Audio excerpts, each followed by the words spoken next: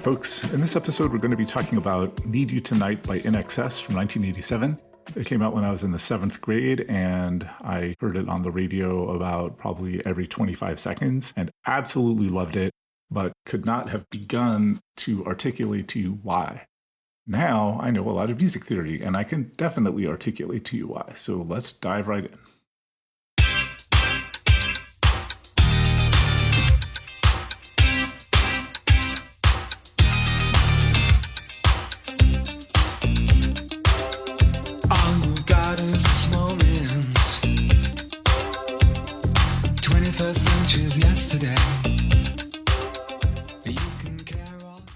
Need You Tonight is an extremely strange song for a couple of reasons. First of all, it's strange that a rock band put this song out.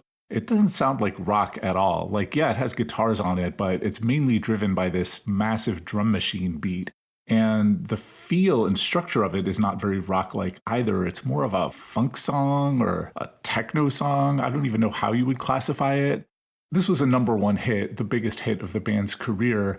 But before they released it, the label was concerned that it wasn't going to be a hit. They were like, we don't think we're going to get this played on rock radio. We think that probably if this has any kind of hope, it's going to be on black radio, on R&B radio, and we don't want to promote it that way. So we'll give you guys $1 million if you'll go back to Australia and make us another album. That sounds silly knowing what we know now, and maybe a little bit racist, but in fairness, yeah, this song is not an obvious way to reach a white rock audience in the 80s. The main thing that I liked about it in 1987 was that it wasn't a rock song. I like rock music fine, but I'm more of a funk guy, and I couldn't have told you in 1987 that was the case, but I recognize now, oh, you like it because it's a funk song that you got to hear on rock radio. The first sound that you hear in the track is a Roland TR-707 drum machine.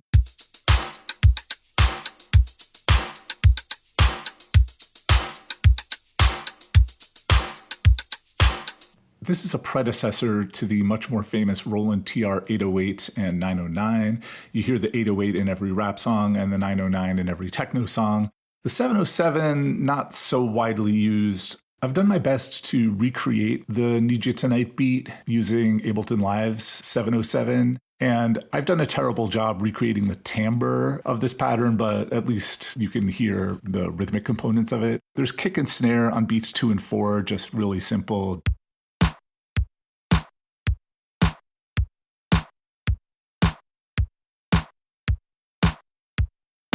I think that snare is also layered with the hand clap. And then in addition to the kick and snare, there are these offbeat rim clicks.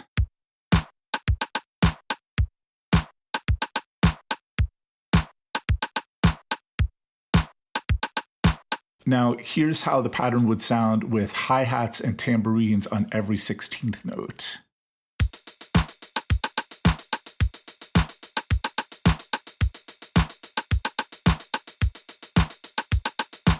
And now if you remove the hi-hat from some of the 16th notes and the tambourine from some of the other 16th notes, you end up with INXS's actual pattern.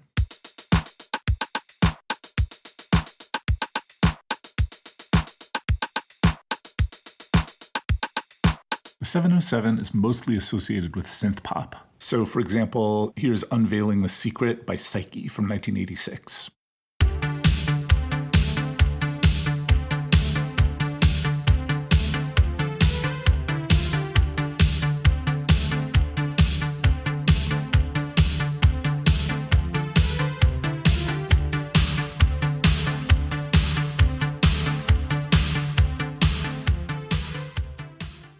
The 707 also shows up in early house music. So for example, here's Mr. Finger's classic track Washing Machine, also from 1986.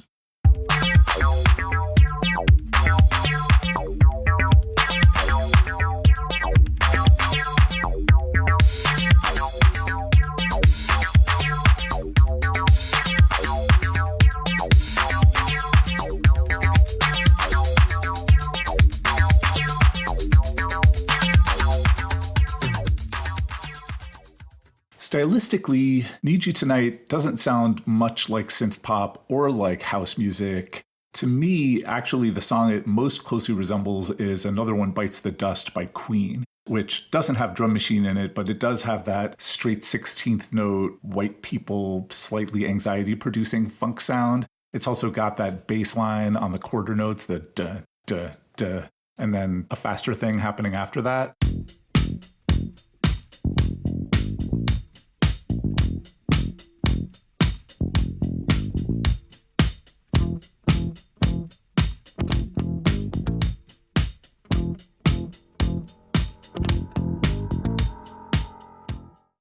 The next instrument to enter the track is the guitar, and it's playing this very interesting riff.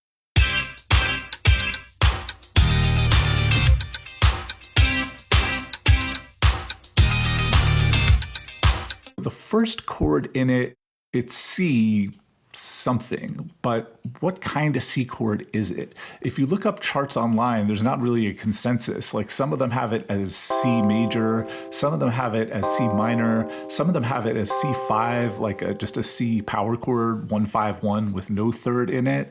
I hear it as C major, but it sounds like the guitarist is deadening the E a little bit so that it's more neutral. And then the back half of the riff is E flat, D minor, C. And this is some conflicting harmonic information. E flat is the flat 3 chord, which is very characteristic of the key of C minor.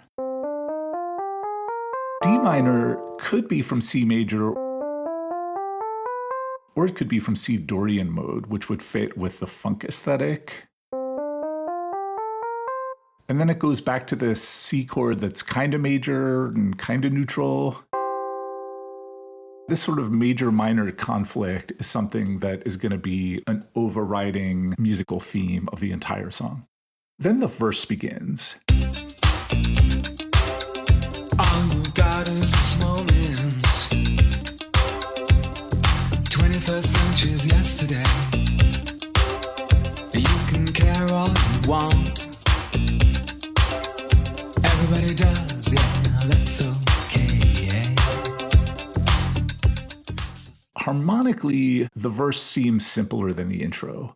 The bass is just alternating C, B flat, C, F, E flat, F. That low E flat in the bass line is lower than the range of a standard 4-string bass, but I read it's being played on a synthesizer, not a bass guitar. So that's how it's able to get that low. That's the root and flat 7th in a C chord and the root and flat 7th in an F chord. But what C chord and what F chord? Is it C7? Is it C minor 7? Is it F7? Is it F minor 7? Again, if you look up sheet music and chord charts for the song online, you're going to see like every possible permutation of those chords. I'm inclined to hear it as C7 and F7 just because that's funk convention. Then you have this guitar part on top. That's just the first 3 notes in the C minor scale. And it's not that remarkable to have a melody in C minor on top of like a C dominant 7th chord, like a C major with a flat 7th in it. That's like a real trope in the blues. I wouldn't say that this is a blues song, but there's definitely some blues influence to it. But then there's this synthesizer part coming in on the 4th beat of every other measure. And it's playing the notes C and E. That's E natural, so that's implying a C major chord. That conflicts with the minor sounding guitar riff. And that C major chord in the synth sustains pretty long over the F chord, over the F7 chord, and conflicts with it pretty hard. Like the F and the E flat in the F7 chord are a very hard conflict with the E natural and the C chord. I sincerely doubt that this was intended on the band's part. It's probably just, as they were trying stuff out, it's something that they just came up with and thought sounded cool and ran with it. But yeah, it's unusual. And then you've got Michael Hutchence' vocal melody, and pitch-wise, it's very straightforward. It's just the C minor pentatonic scale. That's the most typical pitch collection you could use for like a rock melody or a pop melody. But the timing of it is very odd. He starts singing 5 beats into the verse, like an entire measure plus an extra beat into the verse. All you got is this moment. the accented syllable in that first line, all you've got is this moment, like the accent's on mo in moment, and that doesn't happen until the downbeat of the third measure in the verse, or slightly before the downbeat of the third measure in the verse. And that makes me wonder if maybe the verse hasn't actually started yet before he starts singing. Like maybe we're still in the intro and the verse doesn't start until the word moment. But that's odd because then the intro would have this extra 2 bars that's switched to the verse pattern. It's contradictory information. A normal person would have started singing, all you've got is this moment at the end of the intro, so that the word moment fell at the beginning of this verse figure, but that's not what Michael Hutchence is doing. All you got is this moment. 21st century's yesterday. You can care all you want. Everybody does, yeah, that's okay. I have to wonder how much of this was a deliberate choice and how much of it is just that's when he felt he should start singing. And then they were like, oh, actually, it's kind of cool. We should time everything in the backing track around it. I don't really know. But so as a result of Michael Hutchence starting 2 measures late, this verse has got the standard 4 phrases in it that you would expect in a verse. So to accommodate it, the verse has got to be 10 bars long. And that is very odd. Like rock, pop verses are almost always 8 bars or some, multiple of 2. 10 bars is pretty strange. The other interesting wrinkle of this melody is that he starts on the note F. He starts on scale degree 4. Now that makes sense because he's singing over the F chord, so he's just singing the root of the chord. That makes sense. But because it's kind of an odd place to come in, it's just not the note you would typically begin like a minor pentatonic melody on. Normally you'd begin on the root or the 5th or maybe the 3rd. Like the 4th is just kind of jazzy and off kilter. Yeah, I really dig it. We'll talk about the lyrics separately later on. For now, let's just continue with the next part of the song, which is the chorus. So slide over here and give me a moment. Your moves are so raw. I've got to let you know. I've got to let you know. You're one of my kind. In terms of the background, it's the same as the intro. The bass line is a little bit different, but that's not that deep.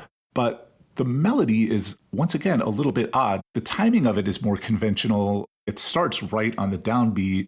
So slide over here, the accent is on the word slide, right on the downbeat of the section. That's what you would expect. But then it's an odd number of phrases. You got slide over here, give me a moment, your moves are so raw, I've got to let you know. Okay, so like a normal chorus, that would be 4 phrases, that would be the chorus. But then Michael Hutchence repeats, I've got to let you know. So now it's 5 phrases. And then there's this pause. And then he's like, you're one of my kind, which is now end accented. All the other phrases in the chorus have been beginning accented. They've all landed on the downbeat. This one is accented at the end of the phrase. So it's falling on the beginning of the next little hypermetrical chunk. That is odd. Yeah, like it's cool, but it's odd. Verse 2 is even weirder than verse 1 because now there's this different vocal melody. I need you tonight, 'cause I'm not sleeping. There's something about you, girl, that makes me sweat. The instrumental backing is the same as verse 1, but now we've got this new melody, I need you tonight. And in the word tonight, he's singing A flat. That's a surprising note choice because that seems to suggest C natural minor. And up until this point, you could say maybe the tune is in C major, but with all this kind of bluesy, melodic information in it, or maybe it's C Dorian mode, which has A natural in it. But A flat, that just kind of comes out of nowhere. And I'm really puzzled as to where Michael Hutchence got this idea from. Is it possible that at some point one of the guitarists was playing an F minor chord instead of F7, and that didn't make it into the final track, but Michael Hutchence had it in his head? Or is he just like a next level harmonic genius who's like, I'm going to sing A flat in a place where everybody would normally expect A? I genuinely have no idea, but it's super, super hip. I also want to draw your attention to the last line of this verse that makes me sweat. Makes me is E flat, the flat third. That's in keeping with the minor pentatonic feel that he's had. But the word sweat, he leans into it really hard, and that makes his voice go very sharp. So it doesn't sound like an E flat to me anymore. Like it's almost an E natural. It's really a blue note in between E flat and E natural. I'm pretty sure that he wasn't intending any kind of ambiguity there. It's just how he delivered it. But yeah, it's just, it's a tense note, yeah. It really is one of the things that just made this song jump out of the speakers at me. Then we've got this section that you could think of as the pre-chorus because it's coming in between the verse and the chorus, or maybe you could think of it as a bridge. I'm calling it the pre-chorus, but I could see thinking of it as a bridge. I'm lonely. Can't think at all. Gonna live my life. And here again, we have this odd phrase length. We've got this call and response thing happening in the melody with Michael Hutchence using his low register and then responding with his high register. But there's only 3 of these phrases, and that is odd. A normal rock or pop song would have 2 phrases or 4 phrases or 8 phrases. Having 3 phrases is just peculiar, and it means that the section is 6 bars long, which isn't the weirdest thing I've ever heard, but it's definitely not normative.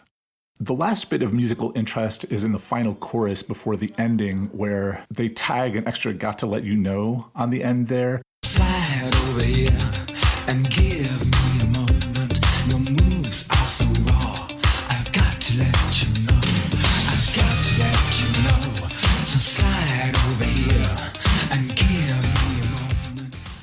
That adds an extra bar to the section, and that makes the hypermeter turn around. So hypermeter just means groupings of measures. Meter in a song is the organization of beats into measures. Hypermeter is the organization of measures into hypermeasures. Because very often in a song, the individual measure is not like the most salient organizational structure. It's really the hypermeasure. So in this song, you count it 1, 2, 3, 4, 1, 2, 3, 4, but the meaningful grouping is in pairs of measures. So you could think of the hypermeasures as being 8 beats long. 1, 2, 3, 4, 5, 6, 7, 8. It's a fairly ironclad rule in popular music that song sections are an even number of hypermeasures long. So even in the first verse, which is that odd 10 bars long, it's 5 hypermeasures, which that's odd, but at least they're whole hypermeasures. This last chorus, there's that extra bar, that extra half a hypermeasure. And that is as disruptive in a song like this as a time signature change would be. It kind of turns around your sense of where the strong and the weak accents are. And then the song ends immediately after that, so you kind of end off kilter.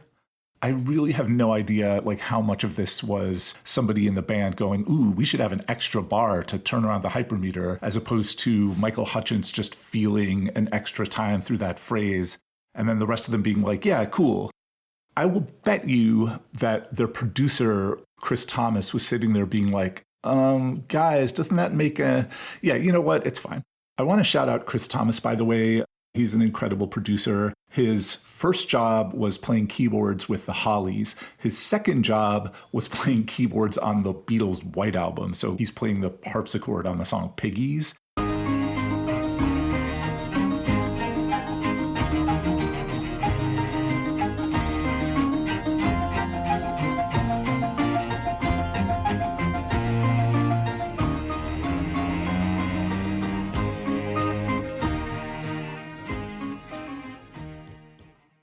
And he went on to mix Dark Side of the Moon. In the 70s, he simultaneously produced albums for the Sex Pistols and Paul McCartney. That must have been an interesting couple of weeks at work. There's a couple of different ways you can measure the cultural footprint of a song other than just, its place on the Billboard charts or Spotify streams or whatever. One of the proxies you can use for cultural footprint is how many people have covered the song. A lot of people have done covers of Need You Tonight. Secondhand Songs lists 47 different recordings, which It's not as many as you might think for a hit this big, but it's a lot. I think one reason why people might be hesitant to cover it is that it's a pretty difficult song to cover. Like, it's so tied to the specifics of this track, that 707 beat and that guitar sound, and Michael Hutchence's voice and presence. So, like, if you're going to cover it, either you have to try to meticulously recreate the sound of the original, which A, is difficult, and B, seems kind of pointless, given that then people could just go listen to the original. Or you could take it in a different stylistic direction entirely. I don't think any of the covers that I've heard have been particularly successful using either of those directions. I kind of like Bonnie Raitt's version. She turns it into this kind of funky, bluesy tune. She, I think, loses a lot of the quirkiness and specificity. Like, she just plays it as a regular blues groove on C7 and F7. All you got is this moment. 21st century's yesterday. Care all you wanna, baby. Everybody does, yeah, that's okay. So slide over here and give me a moment. Your moves are so raw. I've got to let you know. I've got to let you know. You're one of my kind.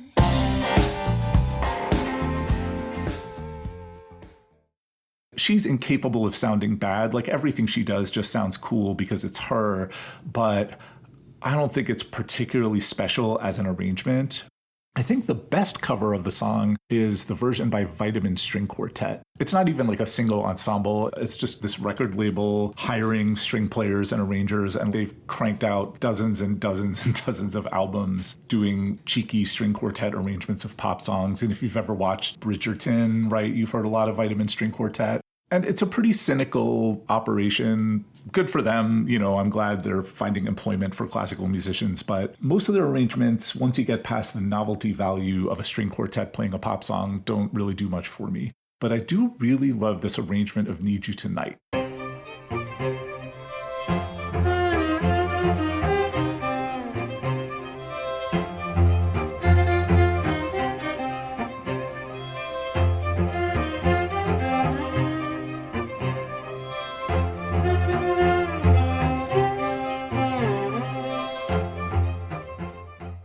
I love it for a couple of reasons. One of them is they really pay attention. Whoever arranged this shows a lot of attention to detail. They really get the nuances of the timing of the vocal melody, which very often these kinds of arrangements of pop songs tend to simplify out some of the syncopation. But these guys, you know, really convey the flavor of Michael Hutchence's delivery. And they also really play up that major-minor duality of the original, which a lot of arrangements miss. Towards the end of the track, the cello is arpeggiating these beautiful C7 chords rather than just hammering away on C and B flat.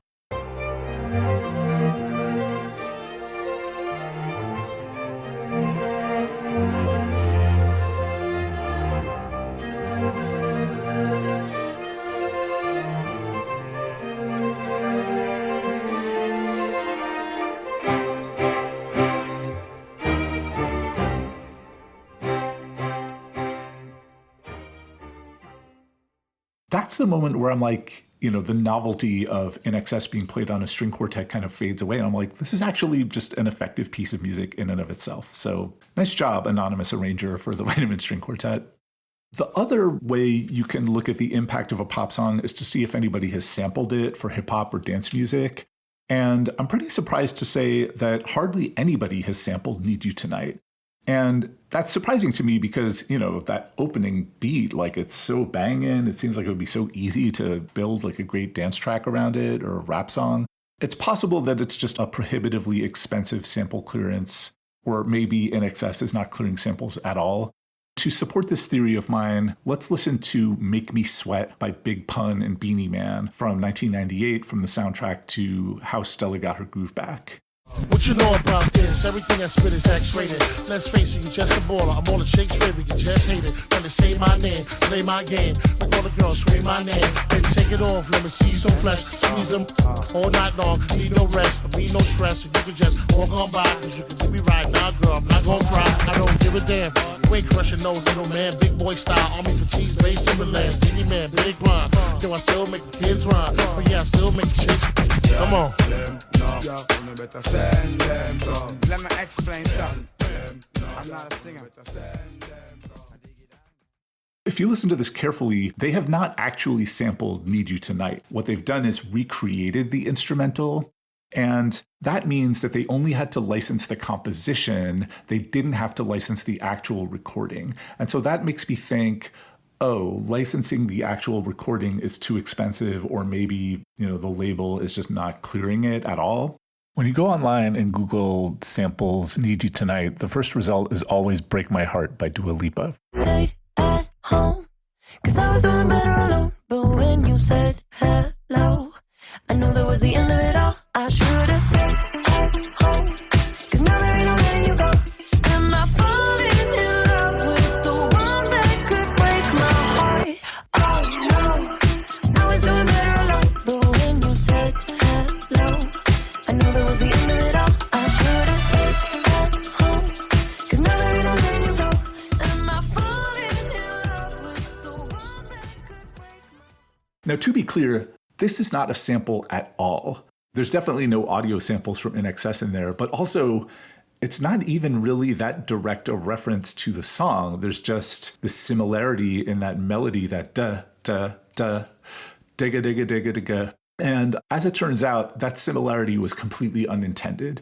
Dua Lipa and her team of songwriters and producers just wanted to come up with a disco song, and they arrived at that idea independently. And it's not too difficult to see how they got there, right? This idea of da, da, da, da, da, da, da, da. I mean, that's just another one bites the dust, right? Like it's kind of a trope in funk and disco and dance music.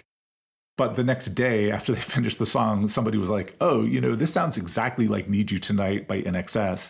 So I guess to preempt any lawsuits, they credited Michael Hutchence and Andrew Farris as co-writers on the song. But I wouldn't call this a sample. I would call this an unintentional quotation or interpolation.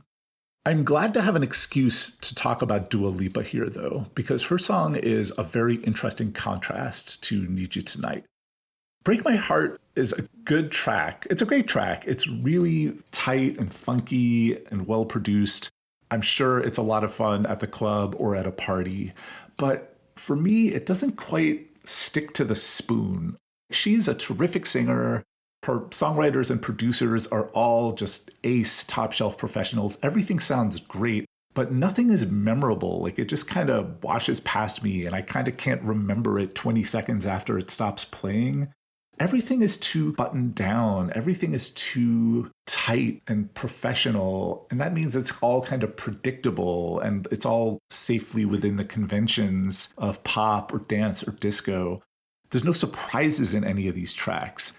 Also, Dua Lipa doesn't show any particular vulnerability or weirdness. Like, she has a personality. She has a really cool voice. She seems like a cool person. I don't know anything about her, but the whole thing just feels kind of anonymous. They've sanded off the rough edges too much. Michael Hutchence is extremely weird. He is a very cool and sexy guy, but this persona that he portrays on Need You Tonight is actually kind of a weirdo. So first of all, there's all the musical oddness of the song. There's all the asymmetrical phrasing and the conflict between major and minor. But also, these lyrics are just odd. The first verse rhymes, but then nothing else in the song rhymes. And to my knowledge, this is the only number one song that just doesn't rhyme at all. I don't know. There might be some others. There have certainly been some other big hits that didn't rhyme, but I can't think of any others that got to number one without having any rhymes in them. Not rhyming, that's more of a Talking Heads thing than a major pop act. And these lyrics are a little bit weird. Tom Bryhan, in his column The Number Ones, which I love and recommend reading, has an article about this song. And here's what he says. Some of Hutchins's vocal affectations aren't that different from what Michael Jackson was doing around the same time, though Hutchins's on-beat gasps and yelps are a lot more directly sexual. All of Hutchins's intonations feel like they're part of the beat. The whispered "come over here" on the intro, the helium squeak just before the chorus, even the way he seems to half swallow his words here and there. Hutchins sings most of the song in a flirty baritone purr. He sounds like he's whispering in your ear, but every once in a while, the intensity jumps up 10 notches out of nowhere, and he sounds like he's been possessed by sheer appetite. I'm lonely. On paper, Hutchins's Need You Tonight lyrics look ridiculous. They're all pickup lines, and some of them, "Your moves are so raw," seem like the work of someone who does not speak English as a first language, but Hutchins delivers them beautifully. I remember hearing the line, "Your moves are so raw," as a middle schooler and being like, okay, that's a weird turn of phrase. Do adults in the club, when they're seducing each other, actually talk like that? And as an adult, I can report that no one talks like that. That's a weird thing to say. That line, like, it's kind of cringy and a little bit off-putting, but I actually find it endearing. It's just so forthright. Michael Hutchins had this thought when he was coming up with these lyrics and then didn't censor it or judge it. He just threw it in there. And it's part of his larger weirdness. And I'm glad that Tom Bryan compared Michael Hutchins to Michael Jackson, because Michael Jackson also has that thing of like, okay, at first glance, he seems like an extremely cool and confident performer, but he is an extremely peculiar human being. And a lot of that peculiarity shines through in his songwriting and performing choices. Like Michael Jackson, Michael Hutchins was pretty unhappy. He had a lot of problems. I don't know a lot about his personal life, but he died at age 37 by hanging himself. And before that, at least from what you see from news articles, he seems like his personal life was just a lot of turmoil. Apparently, he found it really hard to be separated from his daughter while he was on the road all the time. And I can imagine that that would be stressful. He just seems like a complex and fairly unhappy person. If he was just confident and sexy and that's all there was to him, I could see people finding that charming, but I can't imagine any of his songs really staying with you. I can't imagine them really reaching you. It's the fact that Need You Tonight is a little bit weird and wrong and slightly anxiety producing, a little bit off-putting. Like, that's what makes it feel fully human to me. And that's something that this song shares with the best Michael Jackson songs, right? Is that there is a human being in there. It doesn't sound like it's just this team of faceless professionals making a product, that there's some artists back there and they're making some choices that are maybe questionable. I have this larger hypothesis that, okay, if you want your song to be popular, it has to be conventional and mostly familiar and accessible. But if you want your song to really be a gigantic, like generation-spanning smash, your song actually has to be kind of weird. If you just look at the top 40 in any given week, most of the stuff in there is going to be pretty boring. But the stuff that's at the top, the stuff that stays at the top, the stuff that you might hear at a bar mitzvah decades after its release is always going to be really odd. Like, it's going to be asymmetrical or surprising or confusing or maybe even kind of annoying. As you think about the greatest hits of Michael Jackson, the greatest hits of Prince, the Beatles, just the biggest songs by anybody you can think of, they're always peculiar. And Need You Tonight by INXS is very much in that company. And I think that's why I love it so much. Thank you very much for listening.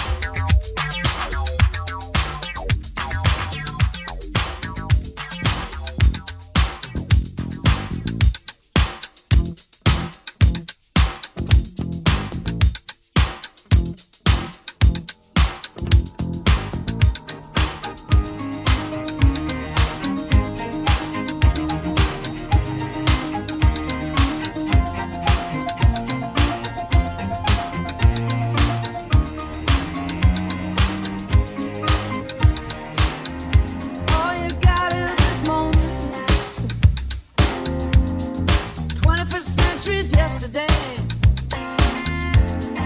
Care all you wanna, baby. Everybody does, yeah, that's okay. So slide over here and give me a moment. Your moves are so raw. I've got to let you know. I've got to let you know. You're one of my kind.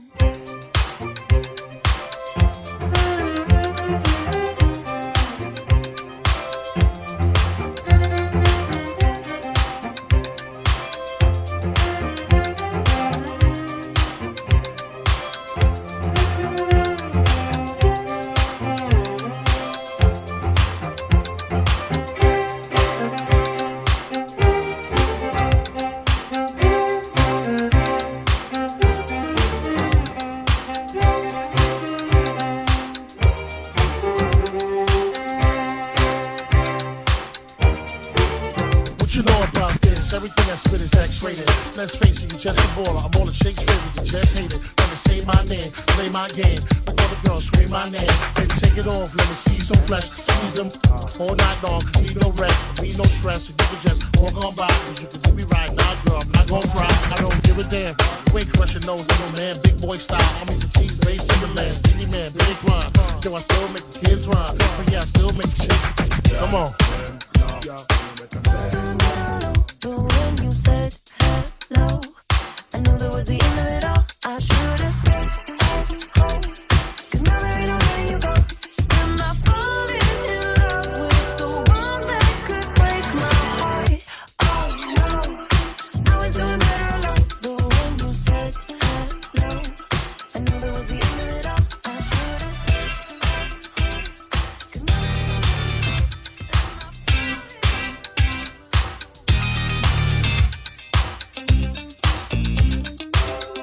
All you've got is this moment. 21st century's yesterday. You can care all you want. Everybody does, yeah, that's okay, yeah. So slide over here and give